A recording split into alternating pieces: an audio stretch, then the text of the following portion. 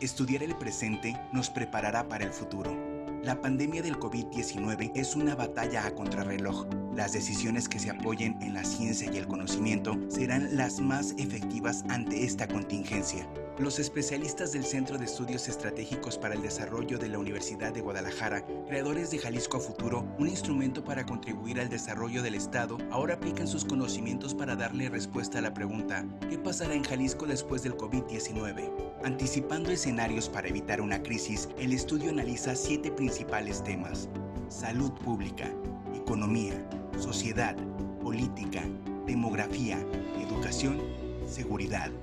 El futuro podría ser incierto, pero si nos preparamos podemos tener un mejor escenario y la capacidad de salir adelante. Conoce más sobre las conclusiones de este estudio en el micrositio jaliscoafuturo.mx.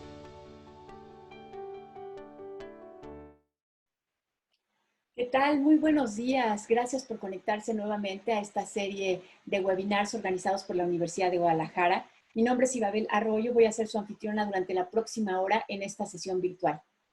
En estos tiempos que no tienen precedentes en la historia, por lo menos no como lo estamos viendo de esta manera con esta pandemia que es planetaria, que por la globalización nos afecta a todos, la Universidad de Guadalajara se ha dado a la tarea de realizar esta serie de webinars, de sesiones virtuales, con el propósito de informar y discutir aspectos que afectan la vida de las personas en nuestro estado, en nuestro país y en el mundo. Los consejos que se han dado aquí le pueden servir también a alguien en China y en Suiza.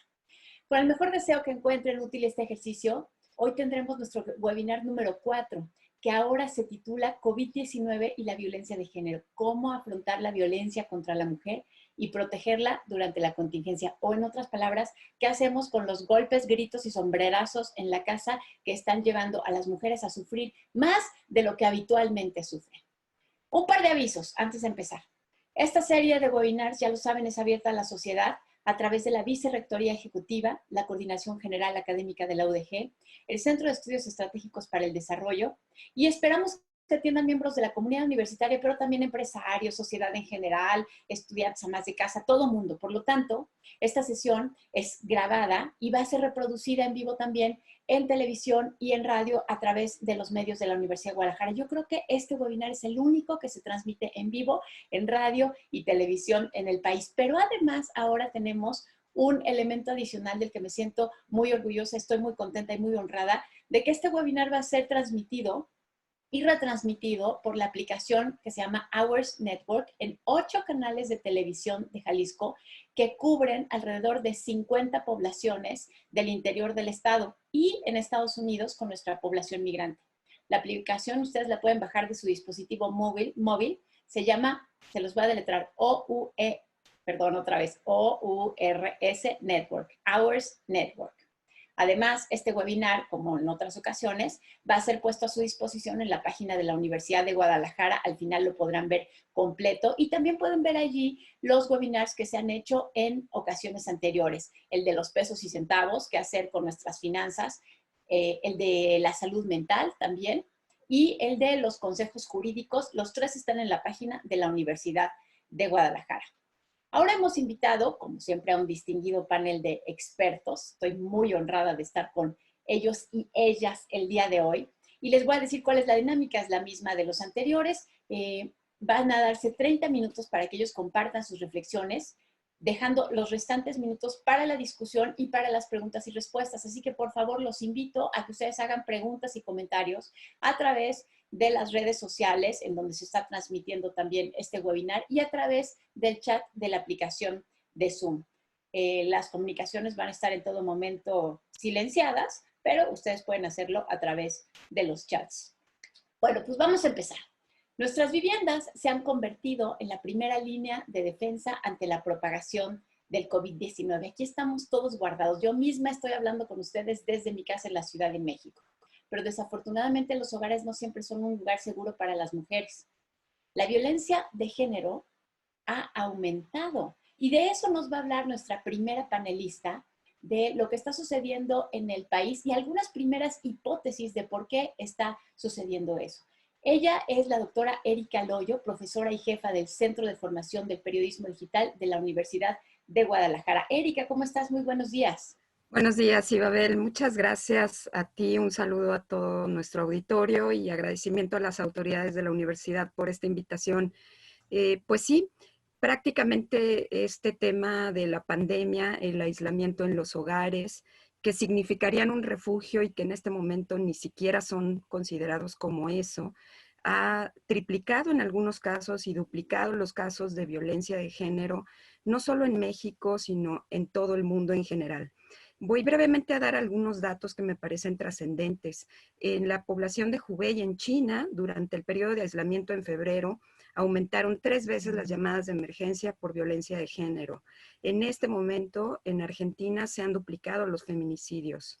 En este momento han aumentado 70% las llamadas de violencia doméstica en Chile y 45% en Sao Paulo. Justo ayer el alto comisionado de Naciones Unidas de Derechos Humanos para México hablaba de un registro de 964 mujeres que han sido asesinadas solo en el primer trimestre del año en este país. Y también la Red Nacional de Refugios ante esta pandemia paralela a la pandemia del COVID, que es la pandemia de la violencia de género, que es cotidiana y del día a día, y que hoy se recrudece porque se vive dentro de los hogares. La Red Nacional de Refugios, que tiene 69 refugios, registraba que en este momento tienen un cupo de 80 hasta el 110%. Y afortunadamente ayer la Secretaría de Hacienda ya liberó los recursos que tenía detenidos desde el principio de año para su operación. ¿Qué es lo que está pasando en este momento y en este sentido? Pues que las llamadas al 911 se han triplicado en muchos de los casos, aunque se piense que en Jalisco ha habido una disminución, la verdad es que eso es como negar una realidad que ha sido evidente en todo el mundo y en todo el país. Quizás en este momento las mujeres no están pudiendo hacer las llamadas porque las condiciones del confinamiento hacen que su agresor con el que están habitando 24/7 les controle el celular, les impida la movilidad, les impida salir, les impida tener control para búsqueda de redes sociales y demás, y por tanto les impida hacer una llamada, ¿cierto? En esa lógica también el agresor lo que hace, pues es sentirse seguro de hacer o de ejercer la violencia porque hay un alto grado de impunidad, esa es la verdad, ¿no? Entonces, nadie lo va a detener, nadie le va a decir nada, la comunidad no va a decir que su comportamiento está siendo violento y por tanto él siente seguridad. ¿Qué es lo que está ocurriendo entonces en este sentido? Pues que las estrategias sobre el 911 o sobre las llamadas al 911 que se han activado no solo en México y en Jalisco, sino en todo el mundo, pues son estrategias que terminan siendo limitadas, sobre todo porque las mujeres no tienen acceso a esas llamadas por el impedimento de su movilidad, ¿no? Porque el agresor está ahí controlando todo el tiempo. En este sentido, ¿qué le sugerimos a las mujeres? Pues sugerimos siempre sí tener la posibilidad de contactar a alguien que pueda ser cercano a ellas, una bolsa de emergencia, tener cierta cantidad de dinero para poder comprar o adquirir saldo en su celular, porque hay muchas mujeres que no tienen saldo para poder hacerlo, y que entonces también pudiésemos activar en paralelo algunas estrategias en donde quizás la mujer no llama al 911, pero se acerca al señor de la tienda, a la farmacia, a los espacios que tiene cercanos y que ellos pueden ser habilitados como contactos, ¿no? Esto habla de estrategias creativas que tendríamos que tener ante un mes que nos falta todavía. ¿Por qué decimos que el hogar no termina siendo un refugio? Porque esta es una realidad. Sobre todo porque el tema del aislamiento es un tema del privilegio, ¿no? Uno se refugia o siente refugio en los hogares en donde tiene cierta dinámica de convivencia que no está transversada por la precariedad. En este momento, según el diario El Informador, que sacó un reportaje la semana pasada, tenemos 582,000 personas que viven en viviendas con condiciones de precariedad. esto es un número muy importante. Son personas que pueden estar entre 6 a 8 o 10 personas durmiendo en 1 o 2 cuartos, en condiciones de hacinamiento, en viviendas de 60 metros cuadrados o menores a 60 metros cuadrados, porque tenemos en este momento una cantidad importante, 23,000 personas que tienen una vivienda de 38 metros cuadrados, lo cual significa que hay 10 personas durmiendo en un mismo cuarto. Esto potencializa que los hogares tengan condiciones de hacinamiento, problemas de salud gastrointestinales, respiratorios, y que se incrementen los problemas de posibilidad de violencia sexual hacia las mujeres y hacia las niñas. Entonces, en este momento los refugios o las casas como refugios no pueden operar bajo estas condiciones de hacinamiento. En una lógica en donde se ha calculado a nivel internacional que si las mujeres éramos las que cuidábamos, las que hacemos el trabajo de cuidado cotidiano dentro de casa y destinábamos ya cierta cantidad de horas diarias a esto antes de la pandemia, el cálculo actual es que nuestra carga de cuidados ha aumentado al menos 5 horas al día. Y esto porque habilitas a las mujeres como docentes que no están preparadas para hacerlo, y también como mamás y también como hijas y demás. Pero esto se agrava en las condiciones de hacinamiento y de pobreza. Se ha calculado que cuando una mujer vive en estas viviendas de condición de hacinamiento, no tiene acceso al agua y demás, esta carga del trabajo de cuidados es de entre 12 a 18 horas. Y esta carga es de verdad impresionante y desequilibrada. Entonces, ¿qué hay que hacer? Pues, Jalisco no es un oasis dentro de esto. Este número que menciono está en Jalisco. Hay que atender este tema, provocando y generando arquitecturas solidarias, sobre todo comunitarias y no solamente de la casa como estructura, y aprender a entender que la violencia de género hace muchos ruidos, hace golpes, hace cuestiones que alteran la psique de las mujeres, pero que en este momento es muy importante que las autoridades sean creativas para entender los silencios de la violencia de género, porque esos silencios están en esos hogares en donde las mujeres no tienen una sola posibilidad de poder apelar a la solidaridad colectiva, tienen debilitadas sus redes de apoyo, no tienen manera de poder acceder a solicitar ayuda, y hay que ser capaces de identificar esos silencios, no pensar que las mujeres van a estar dispuestas a llamar en todo momento, y sobre todo pensar que es un buen momento muy oportuno de que si la única vía institucional es el 911, hay que capacitarlos. Y que de ahora en adelante hay que atender el tema de capacitación en género, derechos humanos, y que sea un tema en donde se activen rápido y que trabajen en la geolocalización de las llamadas, ¿no? Porque todavía la mujer tiene que decir dónde está, en qué vivienda, cuál es su nombre completo, y en muchas ocasiones no hay posibilidades de hacerlo. Muchas gracias, Erika. Me llama la atención que has hablado de problemas que no son problemas que hayan surgido con el confinamiento al que nos hemos visto obligados ahora por la epidemia del COVID-19, sino que son problemas que venimos arrastrando y que tendremos que trabajar independientemente de que salgamos adelante de esta epidemia, la forma y tamaño de las casas, la arquitectura solidaria, los roles de las mujeres.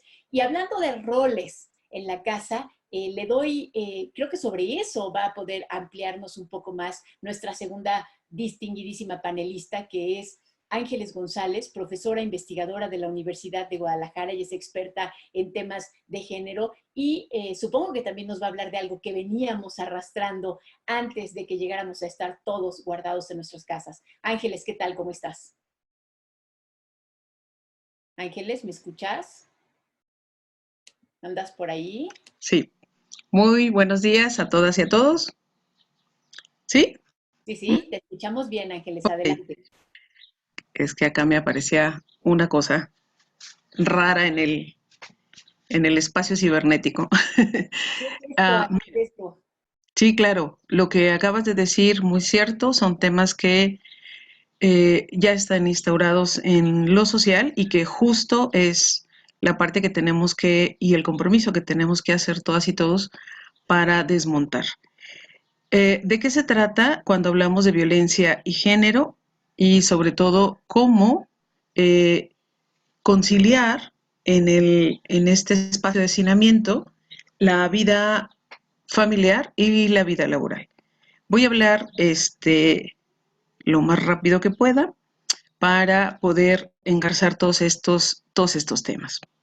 Por un lado, hemos venido viviendo cambios culturales, sociales, políticos y económicos que han reconocido que la violencia no se va a permitir más en el Estado. Por lo menos llevamos 20 años en eso.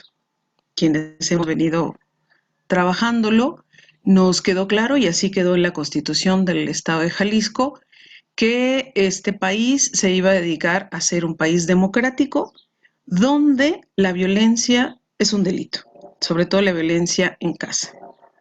Es un delito. Y se crearon leyes, no solo eso, sino instituciones, y se ha venido trabajando con diferentes funcionarias y funcionarios para que prevengan y atiendan este tema. Otra legislación que ha sido fundamental para hacer estos cambios culturales, sociales y políticos que requerimos es eliminar la discriminación. La discriminación, como bien lo revela la encuesta de ENADES, plantea la manera en la que los estereotipos, los estigmas y los prejuicios que tenemos como cultura, y Jalisco vaya que se especializa en violencia y en discriminación, es uno de los estados con mayor porcentaje de violencia y también discriminación, pues afecta la dignidad de las personas. Y no me digan que no, sobre todo con los casos estos últimos que hemos visto de la agresión que la misma población hace a las personas que están en la atención en el sector salud, ¿no? Entonces, claro, el Estado tiene un alto nivel de discriminación hacia las otras personas. Entonces, sobre eso hay que trabajar y mucho.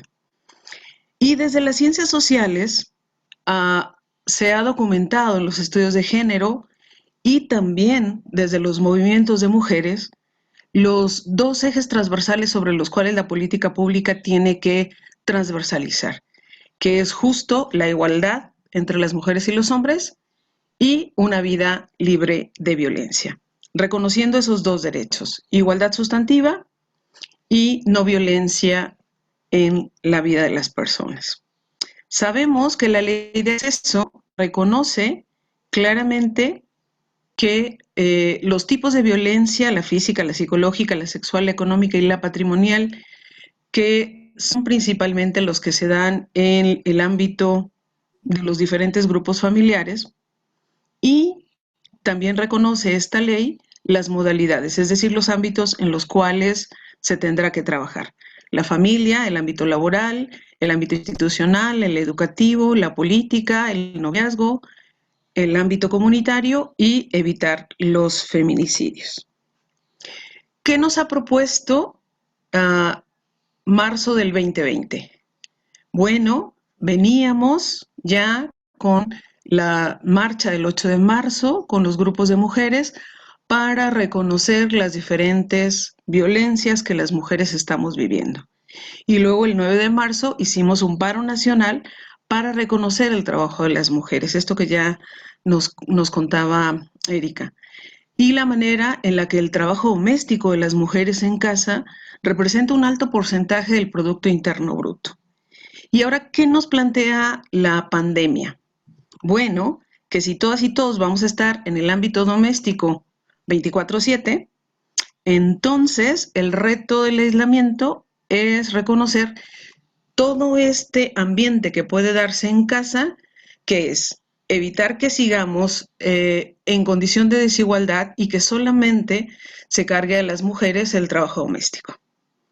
Y lo que va a implicar entonces esta conciliación entre vida laboral y vida familiar es que los diferentes miembros del grupo familiar realicen trabajo doméstico, ¿cierto?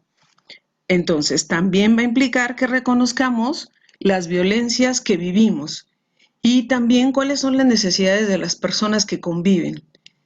Cuáles son las necesidades de niños, niñas y adolescentes, cuáles son las necesidades de personas adultas mayores, si las hay, y cuáles son las necesidades si la mamá o el papá están home office.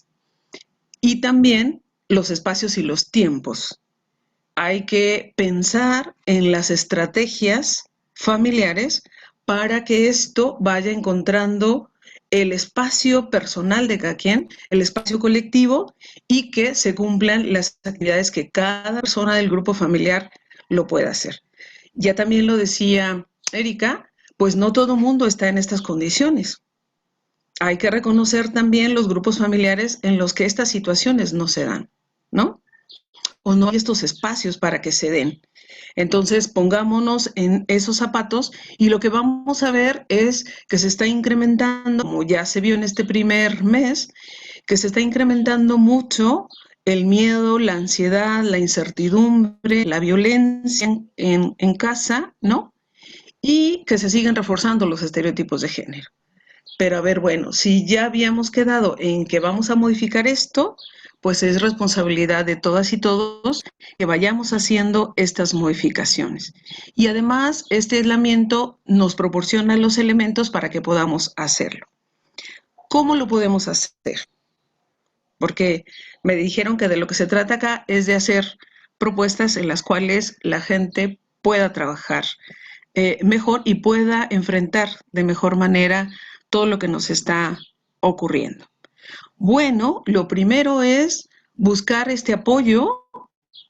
Si no tenemos un buen manejo de nuestras emociones, si no podemos hacer contención, si no sabemos cómo resolver conflictos al interior del hogar, buscar entonces que haya alguien en la negociación, ya sea que sea parte del grupo familiar o que sea una persona externa.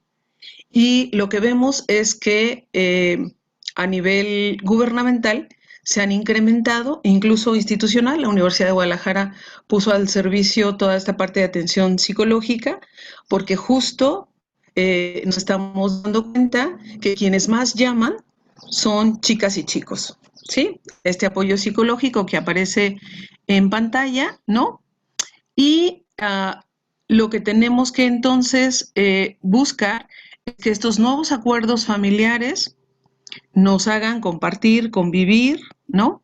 Buscar estas necesidades que todas y todos tenemos y ver la manera en que lo hagamos de la mejor forma. ¿Qué les propongo? Bueno, lo que se ha venido trabajando en Educación para la Paz es la negociación. Y justo las negociaciones y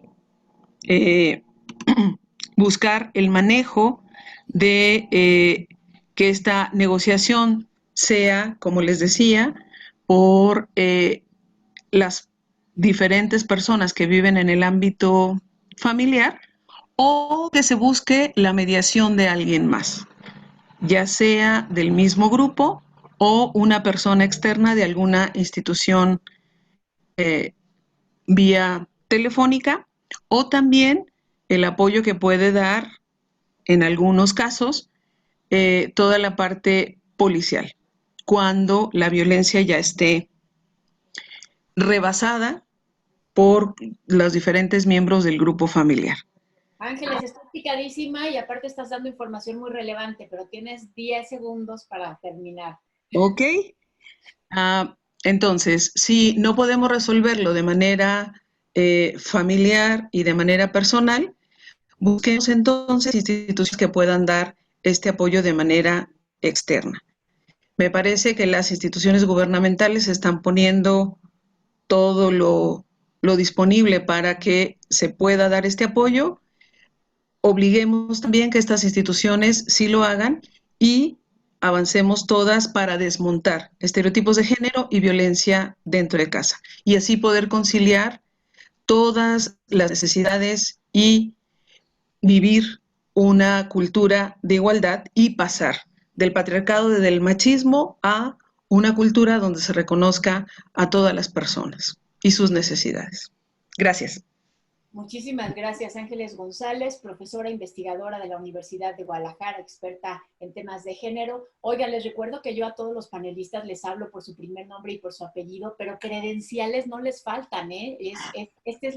Este es el trato porque estamos en casa para sentirnos todos en confianza, pero no le faltan credenciales ni profesionales ni académicas a ninguno de los panelistas que están ahora presentes. Les recuerdo que pueden hacer preguntas y comentarios a través de los chats en los que se está transmitiendo el webinar, los chats de la Universidad de Guadalajara, en las redes sociales de Facebook, en Twitter y también a través del chat de esta sesión virtual. Bueno, pues yo había dicho al principio algo de gritos y sombrerazos, pero ya vimos que también quién hace la sopa y quién tiende la cama influye en la violencia que se ejerce en la casa. Pero además Ángeles nos habló del marco normativo y de las instituciones que hemos diseñado para modelar nuestra vida en sociedad. Sobre estas instituciones y más nos va a hablar Ana Katiria Suárez. Ella es abogada penalista, defensora de derechos humanos y de género, y entiendo que entre otras cosas nos va a responder a la pregunta ¿y cómo sobrevivir?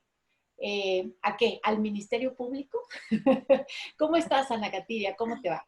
Hola, Ibabel. Hola a todo el auditorio, al gran auditorio que sigue esta cuenta de la UDG, Universidad de Guadalajara. Muchas gracias por generar estos espacios de información responsable. Me gustaría iniciar en este contexto, ¿cómo vamos a identificar un problema medular? Y es que la violencia que se vive en el lugar naturalmente, desgraciadamente en este país, derivado al machismo, a la misoginia y la violencia de género, no excluye a las instituciones, y en este sentido quiero que establezcamos que justamente la violencia institucional no solamente requiere acciones, sino también omisiones.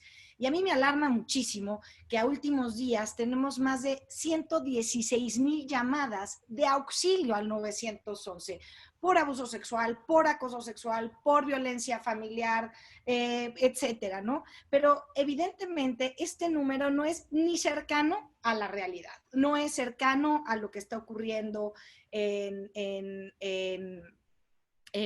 este país, en todos los estados. ¿Por qué? Porque la gente sabe que no puede denunciar. ¿Por qué? Porque sabe que no va a llegar a un buen puerto.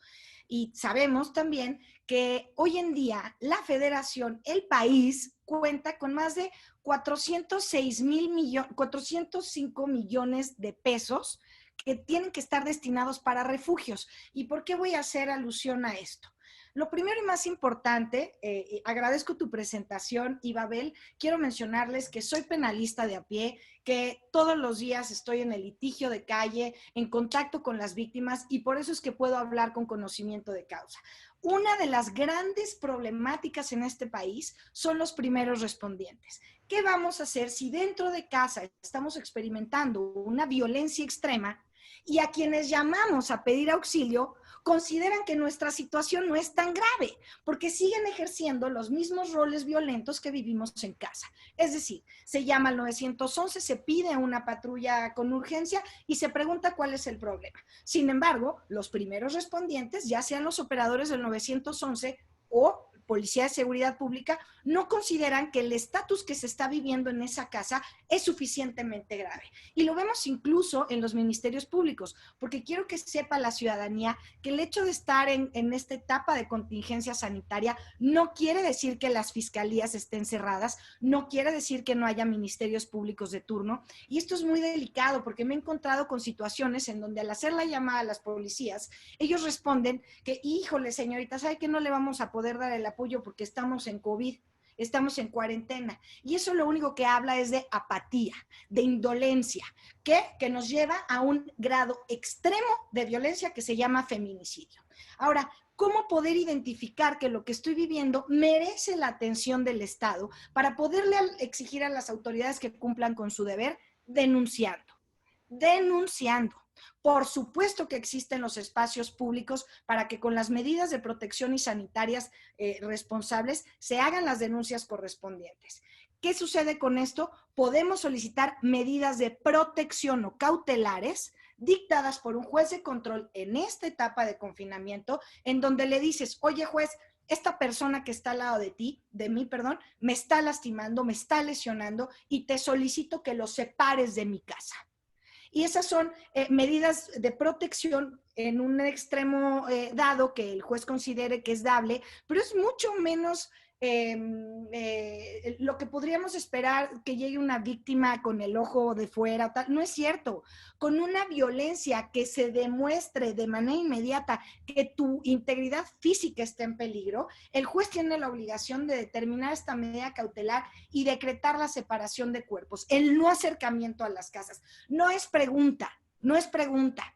Yo creo que todas las feministas y todos los colectivos de mujeres que hemos estado caminando en esta lucha de género, tenemos que decir que estamos hartas y que le vamos a exigir a la autoridad que cumpla con su deber y que no le vamos a permitir que siga cometiendo los mismos roles misóginos que se viven en casa.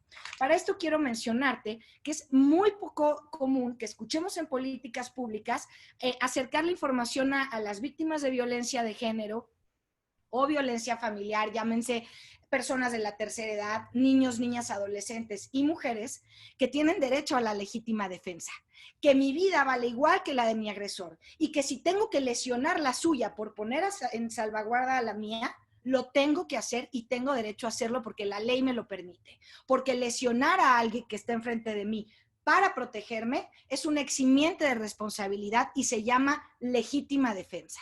Y lo tenemos que hacer valer en cada espacio de nuestras vidas.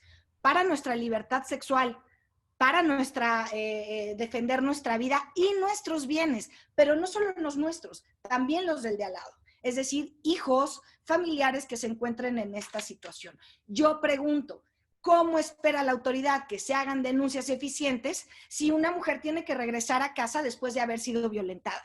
¿Dónde están los refugios del Estado que sirvan para contener este grado de violencia que no puede ser sostenible y que siguen minimizando pues porque seguramente ellos hacen lo mismo en casa? ¿A qué atiende esto? A una total desprotección a nivel de salud mental. No existen las herramientas necesarias en el Estado para poder establecer el nivel de afectación. En las periciales de las fiscalías de todos los estados de la República son deficientes, en donde me pongas. Entonces, tenemos que ser muy inteligentes, pautar cuál es nuestro hecho de denuncia. Este hecho es el que voy a denunciar. Mi contexto general de la historia en que he vivido es lo que le tengo que contar al Ministerio Público, pero elijo este hecho por el que te acuso y por el que solicito que te alejes de mi casa. ¿Sí? Este tipo de políticas públicas me parece que sí está en manos del Estado hacerlo, pero también de la ciudadanía.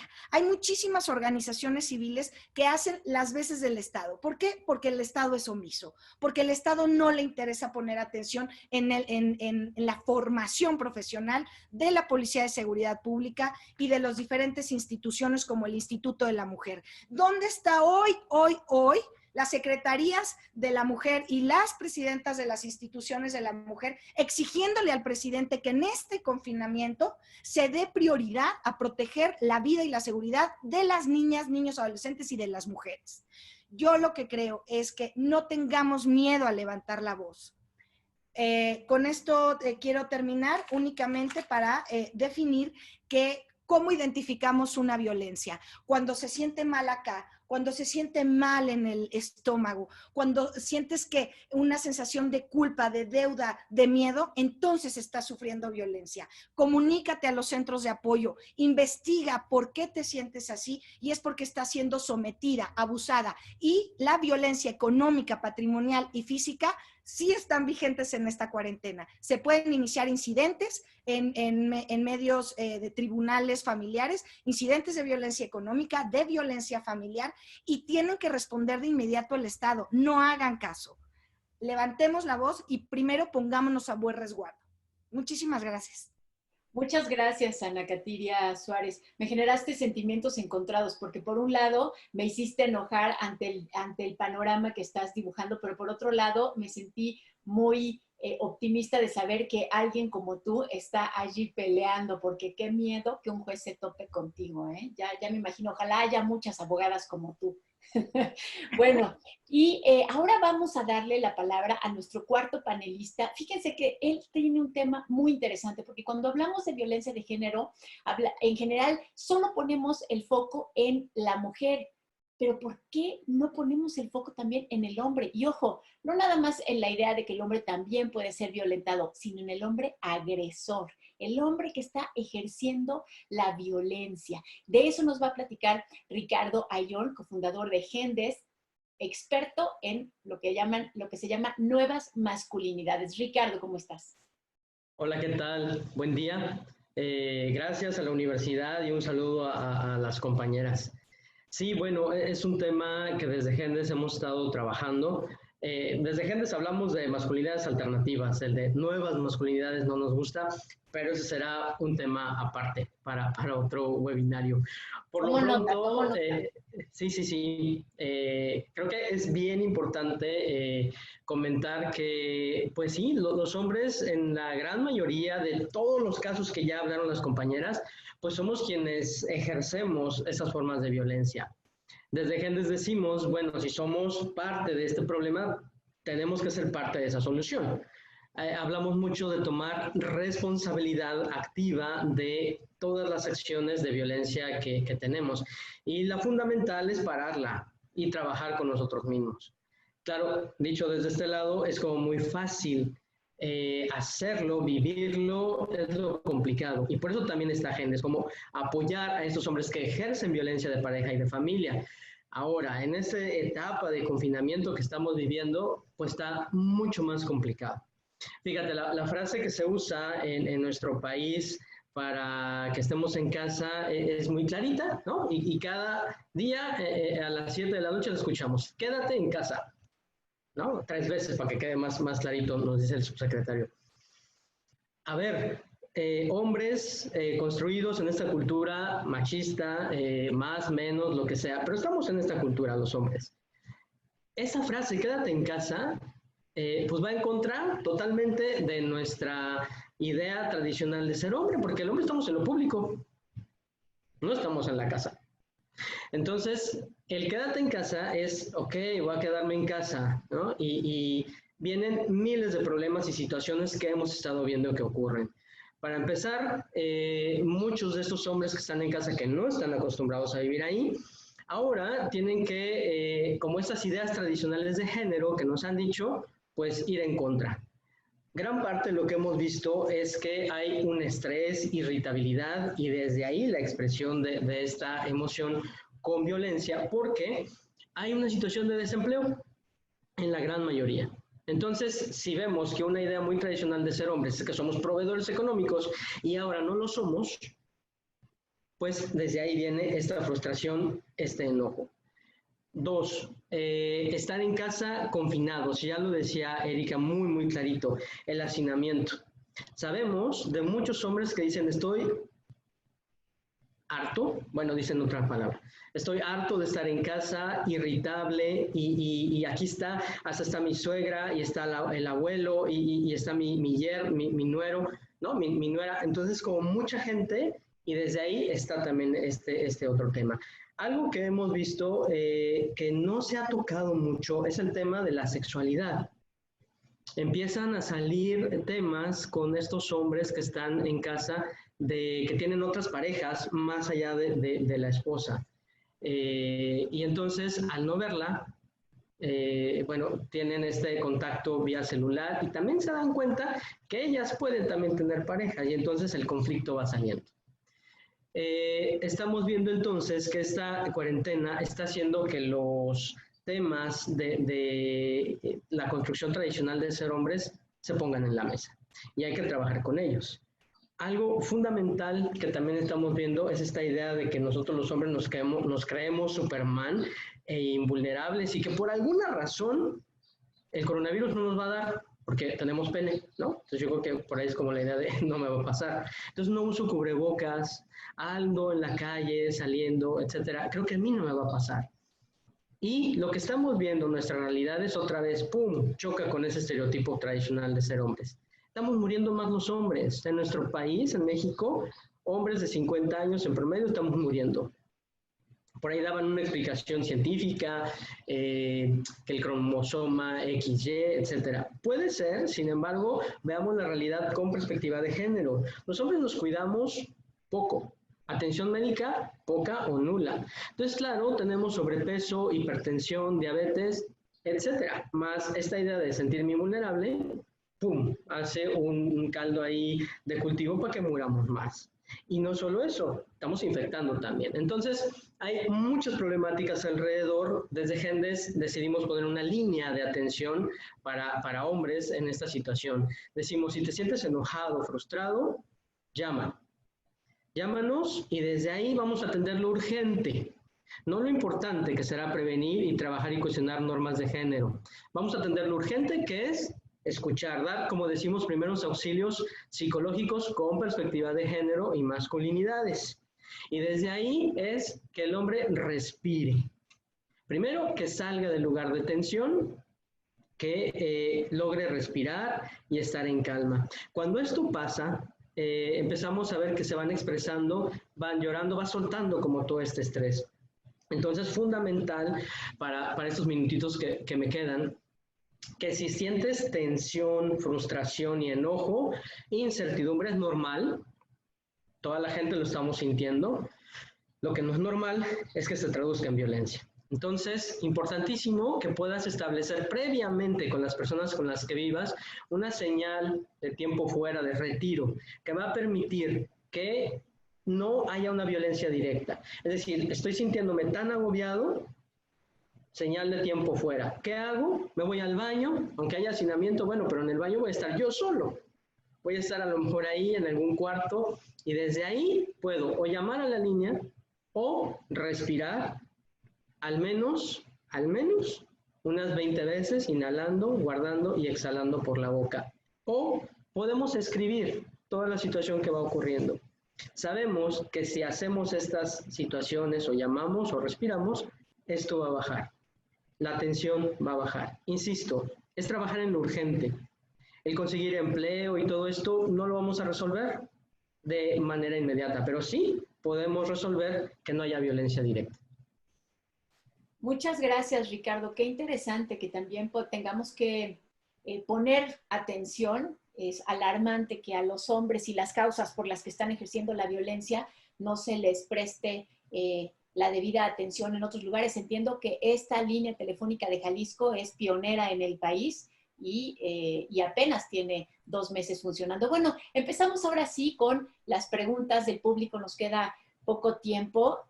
Vamos a tratar de responderlas lo más concretamente posible. Hay una pregunta que me parece que es, yo creo que sería para Ana Katiria. Ana Katiria, ¿cuál es el protocolo de apoyo a las mujeres que llaman a algún teléfono de emergencia? Nos preguntan exactamente cuáles son los pasos. ¿Qué pasa cuando hablas? Ok, lo primero que te preguntan es cuál es tu situación, ¿no? Entonces tienes que ser muy concreta en decir, estoy en riesgo, tengo una amenaza de muerte, me acaban de golpear, etcétera. Lo segundo es que tú pidas informes en dónde puedes acudir. En cada fiscalía existe un área especializada en donde se le da contención y orientación a la víctima antes de iniciar la denuncia por violencia. Lo primero que les pido es que llamen a un número de urgencia porque esas llamadas también generan un registro y eventualmente cuando este confinamiento termine, entonces pueden hacer alusión, darle seguimiento a esta denuncia para hablar, para que se registre esa llamada. Pero el protocolo es llamar al 911, que digan que tienen una emergencia por violencia de género, que soliciten patrullas y si pueden y están en posibilidad de salir de casa para iniciar la denuncia, que lo hagan. Pero lo primero que les pido es que piensen en estar en una situación segura. Si tengo que regresar y confrontar a mi agresor, es altamente probable que la violencia escale. No se va a detener. El confinamiento exacerba y potencia las violencias masculinas. Pero sí quiero que sepan que el 911 en diferentes ciudades hay números que pueden buscar de atención a la mujer en casos extremos, que los contacten con la fiscalía. Es importante que hagan contacto con la fiscalía de cada uno de sus estados. Muchas gracias. Erika Loyo, hay una pregunta aquí interesante. Dice que esta violencia de género es global y solo se ven acciones reactivas.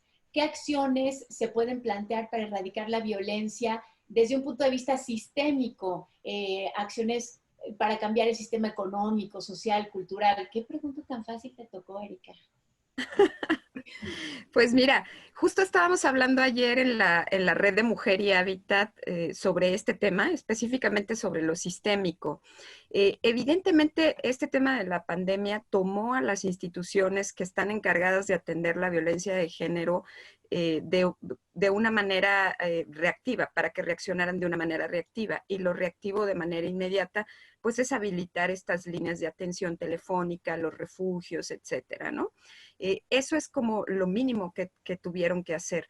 Sin embargo, esto, insisto, no hace o no escucha el silencio de la violencia que está confinada bajo estos temas. Parte de lo que hablábamos ayer en la red de Mujer y Hábitat, que es una red latinoamericana, una colectiva feminista muy grande, tiene que ver con que posterior a la pandemia o post-COVID, tenemos que ser capaces de al menos 3 acciones que son fundamentales. Fortalecer a las defensoras de derechos humanos, porque en este momento están confinadas y cuando están acostumbradas a tomar y apropiarse del espacio público. Entonces tenemos que protegerlas, tenemos que fortalecerlas y tienen que salir de manera inmediata para poder generar acciones con perspectiva de género.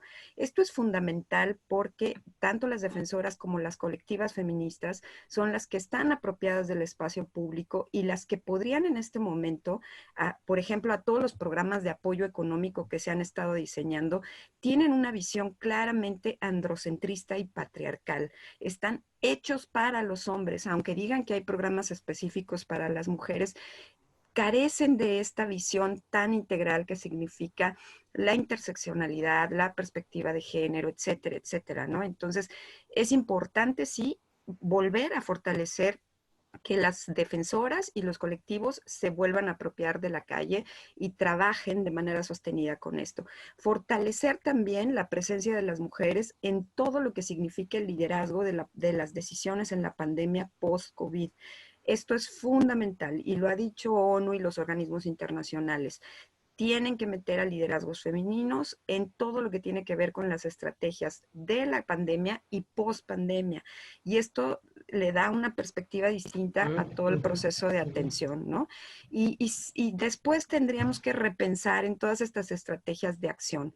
Es decir, hay que hacer todo un ejercicio para poder atender el tema de las ciudades de una manera más integral y poner sobre la mesa algo que me parece fundamental y que yo he dicho en muchos foros, entender que el cuidado tiene que ser un derecho universal, es decir, el derecho a cuidar y a ser cuidado, tiene que considerarse un bien público y tiene que considerarse una categoría política. Y esto nos lleva fundamentalmente a hacer un cambio de paradigma y un cambio de chip en todos los actores políticos y en todas las instituciones políticas para colocar al cuidado en el centro de las decisiones, en el centro de la sostenibilidad de la vida. Porque lo que nos estamos dando cuenta es que la salud, el cuidado y todo lo que conlleva lo demás, que es economía y demás, está en el centro de la sostenibilidad de la vida. Entonces tenemos una oportunidad impresionante para poder modificando estos asuntos de manera sistémica y hacerlo de manera más reactiva, ¿no? Y incluso más activa, más proactiva, más creativa, quise decir, porque en este momento hasta la propia ONU está buscando quién puede tener ejercicios creativos de respuesta. Hay que habilitar a las comunidades, es decir, tenemos que habilitar al señor de la tienda, al señor de la farmacia, habilitarlos ejerciendo cierto tipo de protocolos para que ellos también puedan volverse una instancia de red de apoyo que pueda comunicar a las mujeres con las instancias oficiales, ¿no? Esta parte nos parece fundamental. Y también repensar esto que mencionaba de una arquitectura colectiva que no solamente se refiere a la habitabilidad de los hogares, sino a la construcción de la sociedad. Dejar Erika, de ser indiferentes, ¿no? muchas gracias, Erika. Antes de pasar a otro panelista, nada más una cosa que te preguntan a ti directamente, ya que estamos contigo. Órale. ¿Nos puedes dar muy brevemente 3 tips muy concretos para evitar la violencia durante el confinamiento?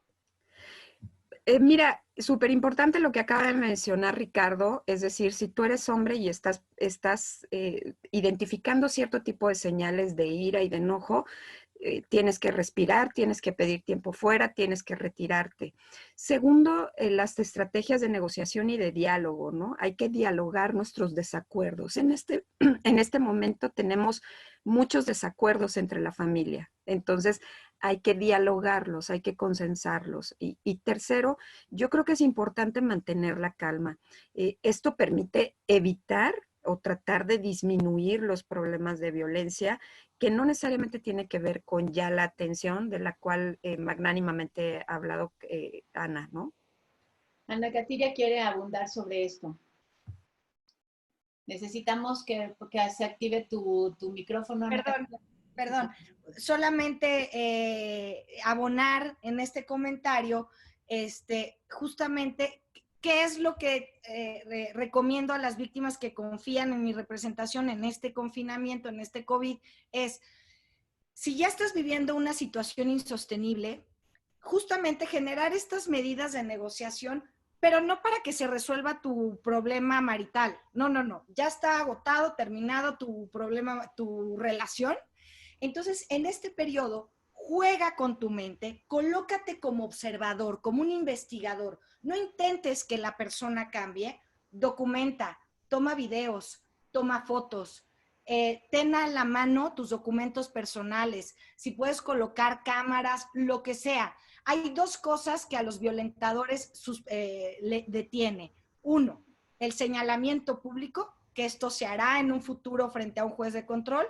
Y dos, saberse observado por el Estado, porque este tipo de violencias se cometen, además por una cultura patriarcal y misógina en la que vivimos, por la impunidad. Si el hombre se siente observado, señalado y sabe que va a haber un castigo, entonces limita su actuar. Si el hombre sabe que su compadre acaba de golpear a su comadre y no le pasó nada, va a repetir estas conductas porque ¿por qué voy a suspender mi necesidad de lastimar y sacar mi furia respirando? ¿Por qué voy a detener mi rabia o no me interesa qué le haya pasado en la vida cuando sé que no va a pasar nada? Entonces yo les pido, mujeres, utilicen este espacio para armar o tejer la camita en donde después van a instaurar un buen juicio, un buen divorcio y encontrar la fortaleza para defenderse a sí mismas. No contamos hoy día con el apoyo del Estado, necesitamos apoyarnos entre nosotros.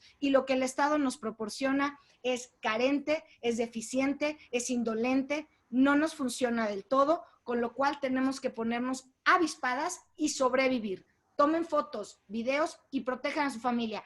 Oye, que tú eres una... Sí, está bien, estoy de acuerdo contigo, porque sabes que terminando esto, aquí se acaba la relación, como si estuvieras en la guerra. Muchas gracias, Ana Katiria Suárez. A María de Los Ángeles González le hago la siguiente pregunta que nos ha llegado a través de los chats. Dado que ella habló sobre los roles dentro de la familia, ¿qué rol pueden jugar los hijos para mitigar la violencia que se vive de los padres hacia los madres? ¿Qué pueden hacer? Uy, qué buena pregunta. Muy bien. También, ¿qué pueden hacer para sí mismos, para ellos? Y Uh-huh. la violencia que Sí, claro. Sobre todo porque sí, estaba recuperando lo que había dicho y dije, bueno, ¿sí quedó como más claro esta parte o no? Si se fijan, yo siempre estuve hablando de las personas que forman el grupo familiar y acá hablamos, y desde género siempre hablamos de las relaciones de las mujeres con los hombres, de las mujeres con las mujeres y de los hombres con los hombres. Y en efecto, cuando vemos las necesidades de las personas en el grupo familiar, las hijas y los hijos juegan un factor fundamental. Sobre todo porque las hijas y los hijos ya vienen de esta cultura que valora en mucho la democracia y los derechos humanos. Nuestras hijas y nuestros hijos ya están con esta cultura más igualitaria, pero también que pretende preservar los derechos de todas y todos. Por lo tanto, las hijas y los hijos pueden ser un buen elemento en el diálogo y en la negociación en casa para estar mirando cuáles son los derechos que se pueden afectar si se siguen tratando las personas con violencia. Cuando hablamos de violencia y las violencias que ya están en la legislación, pero que también han sido parte de la manera en la que nos educaron a personas como yo y a lo mejor de generaciones más abajo, donde no se daba la posibilidad de que externáramos lo que pensábamos y lo que decíamos, ¿cierto? Lo vivimos con violencia, con un chanclazo, como Miguelito con Mafalda, ¿se acuerdan? O de la manera de imposición. Y de lo que se trata ahora es, no. Tiene que haber explicaciones para las decisiones que se toman en las relaciones y la manera en la que se va a conducir un grupo familiar. Y por lo tanto, entonces, en la negociación, lo que hace falta es los argumentos. Y las hijas y los hijos nos pueden ayudar en mucho a esta parte de argumentar, y de parte de las mamás y los papás, si fueron educados con esta cultura de la violencia, de no dar explicaciones y tal, pueden empezar a trabajar de manera personal esta manera de dar argumentos y sustentar por qué se toma cualquier decisión. Por ejemplo, en el caso de las familias que están viviendo violencia económica, pues nunca se había puesto en la mesa, por ejemplo, que se discutiera cómo es que podemos resolver del recurso que hay, en qué se gasta. Las chicas y los chicos no saben cuánto dinero tiene el grupo familiar y en qué se gasta. Entonces, una manera democrática de hacerlo es poner en la mesa el recurso que hay y que las hijas y los hijos vean en qué se va a gastar. Estos ejercicios de llevar la conciliación en la vida familiar y también de manera personal ayuda para que entonces todo mundo se sienta parte también del grupo familiar, ¿cierto? Incluso que las hijas y los hijos sean quienes hagan la compra o resuelvan la parte de ir a traer el alimento, el medicamento que se necesita, etcétera, ¿no? Es decir, que todo mundo se sienta parte y colaborador en el grupo y en las necesidades que tiene el grupo familiar. Por eso digo que si las personas en lo personal sienten angustia, frustración y demás, pues para poder alejarse en todo este ejercicio que bien decía Ricardo y Erika, justo a recibir atención y apoyo psicológico y luego volver a la negociación y el acuerdo en el grupo familiar. Muchas gracias, Ángeles. Nada. Nos queda poco tiempo, pero hay una pregunta interesante para Ricardo Ayllón. Ricardo, esta es una pregunta doble. O sea, un hombre que ya se sabe que estalla a la menor provocación, ¿cómo puede pedirle a sus hijos que sean distintos a él? Esa es una. Y se desdoblan. ¿Y cómo puede hacer un hombre que no es violento para hablar con su amigo que sí lo es? Ricardo, ¿estás por ahí? Gracias, aquí estoy. Gracias. Sí, bueno, a ver, empecemos por la segunda. Yo creo, para empezar, que todos los hombres ejercemos alguna forma de violencia, es decir, no puedo decir hay algún hombre que no ejerza violencia. Podemos ejercer de distintas maneras, pero, por ejemplo, la psicológica o emocional, que podrá ser a la larga igual de contundente o más que cualquier otro ejercicio de violencia. Lo que sí sabemos es que de hombre a hombre, sobre todo en los grupos reeducativos, como en esta idea de trabajo en pares, un hombre escucha más a otro hombre que está en un proceso de cambio para trabajar su violencia. Entonces, desde ahí ellos se van reflejando, se van viendo y primero dicen, bueno, es que no soy el único, también le pasa al otro. Y cuando el otro le empieza a decir la importancia de respirar, de cuestionar las ideas tradicionales de género, de dialogar, de trabajar emocionalmente con algún terapeuta, psicólogo, etcétera, bueno, desde ahí van como entendiendo, van relacionando y desde ahí se van apoyando. Y es que tiene que ver que la violencia la aprendemos desde niños, también en pares. Entonces podemos desaprenderla también en pares, ¿no? Con otros hombres. Y desde ahí me paso a la pregunta primera. Si yo ejerzo mucha violencia, claro, aunque diga, verbalmente esté diciendo a los hijos que se tranquilicen, pero pues mi ejemplo es el que está hablando más que mi palabra. Y entonces puede ser que los hijos aprendamos dos cosas, y esto lo sabemos en psicología, ya sea que aprenda esas formas de relacionarme desde la violencia, o me desidentifique con el papá y diga, yo no quiero ser ese tipo de hombre, y entonces no ejerza algunas de estas formas de violencia. Pueden suceder los dos fenómenos. Por eso es fundamental, y yendo un poquito lo que Ángeles decía, que es importante que como papá también esté en un proceso de atención a mi violencia y a mis emociones. Porque desde ahí, si no las sé gestionar, y si creo que la única manera de externarlas es con la violencia, pues no, hay otro repertorio y hay otras formas de expresarlas. Por eso conviene mucho ir a atendernos, vivamos o no, creamos o no que somos personas violentas. Estamos en esta cultura y tenemos muchas de estas ideas muy tradicionales de ser hombres, y conviene revisarlas y ver cómo estamos y cómo podemos mejorar nosotros y la gente que vive con nosotros, la gente que luego decimos que más amamos. Muchas gracias, Ricardo. Bueno, les recuerdo a los que nos están escuchando, a los que nos están viendo a través de redes sociales o a través de esta sesión virtual de Zoom, que esta sesión va a quedar grabada y van a poder ustedes verla completa en la página de la Universidad de Guadalajara, www.udg.mx. Ahí podrán ver este y los anteriores, y allí podrán encontrar los números telefónicos y algunos de los datos que han dado nuestros panelistas para que ustedes puedan llamar, como por ejemplo la línea para los hombres que estén a punto de estallar en violencia, o las líneas más importantes para que las mujeres puedan pedir apoyo. De todas maneras, debajo del video habrá líneas también, vínculos también, para poderles dar esa información de manera mucho más práctica y accesible. Ya me voy con la última pregunta. Esta es yo creo que para Ana Katiria.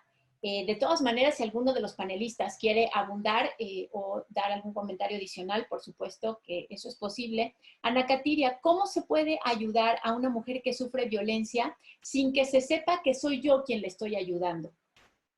No quiero que sepan que yo le estoy ayudando. ¿Cómo se hace eso? No te escuchamos. Ya. Sí, gracias. Bueno, a ver.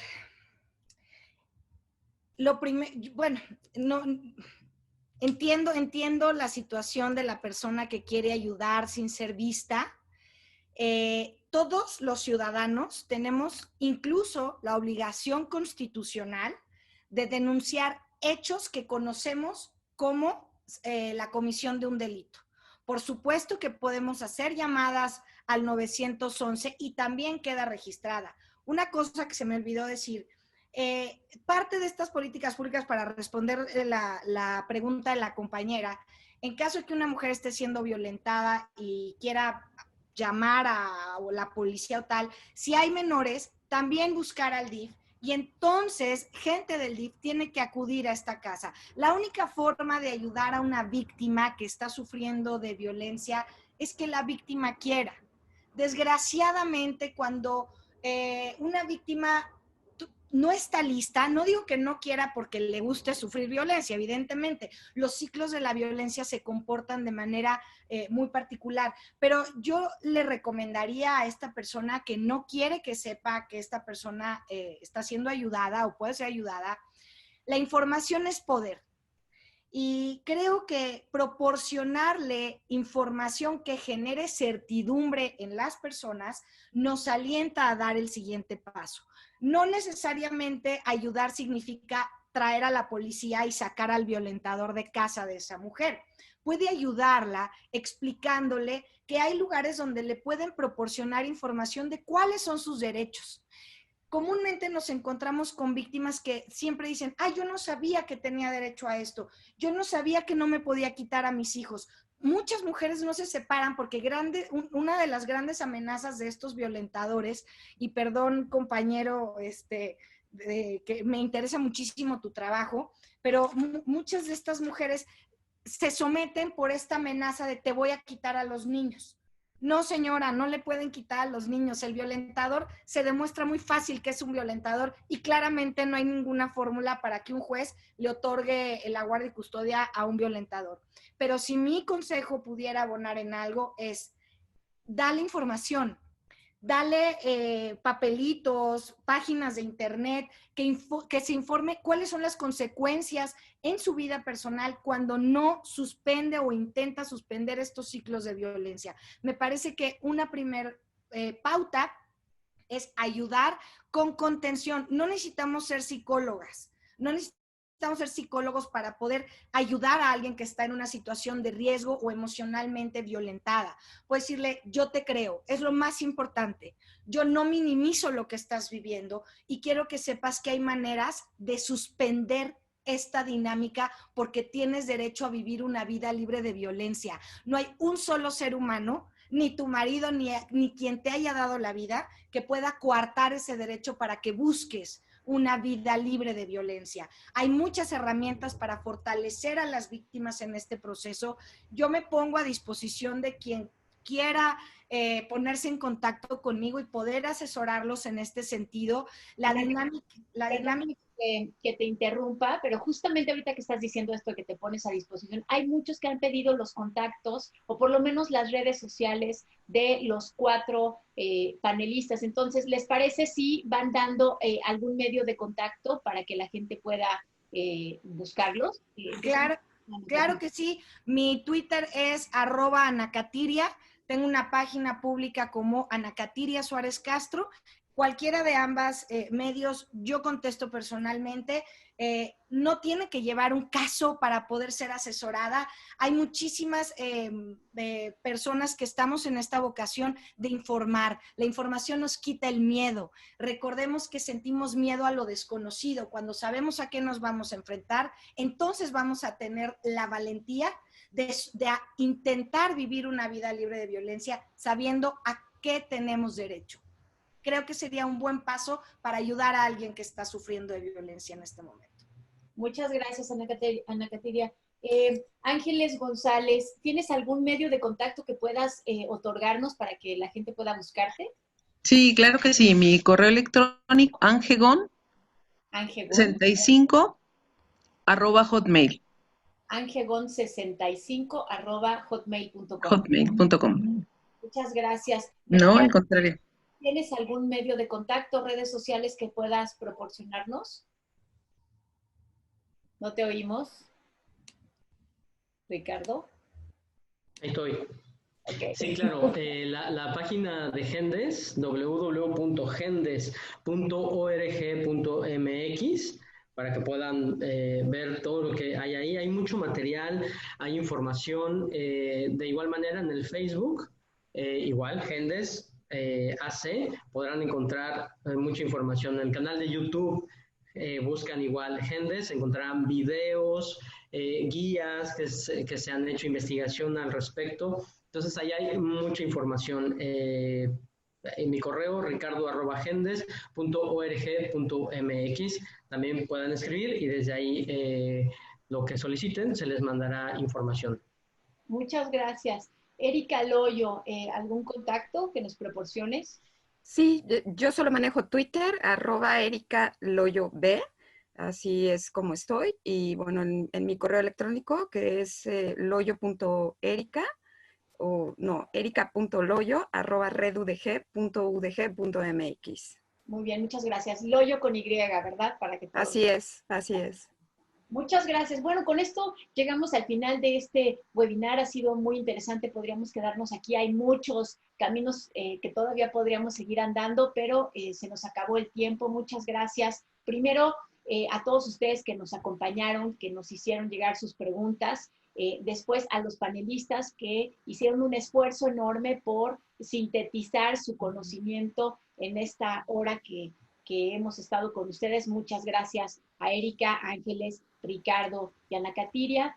Y los invito el próximo miércoles a las 11 de la mañana a nuestro siguiente webinar. Va a ser sobre el aprendizaje de los niños en tiempos de encierro. Algunas recomendaciones prácticas para familias, para docentes, para las mamás que ahora están duplicando tareas, para los papás que también pueden estar haciéndolo.